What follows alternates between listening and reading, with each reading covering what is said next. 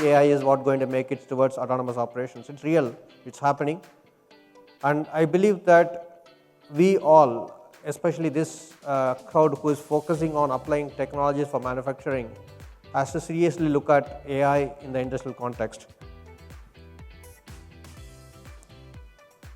And this is something little bit of a theoretical research, but it's also making things clear, because many a times even in ABB they call, oh, you are working on old AI or new AI, generative AI to solve any problems. It's pretty simple that we all have been working with using data and analytical AI for years together for analyzing, predicting and optimizing. The beauty of generative AI in my perspective is it is really helping to democratize the value of AI and insights to even the people on the shop floor. The people at the shop floor who really needs to see the value of the technology is going to see it, because now it's not about people to learn machine language. The machines are learning the human language.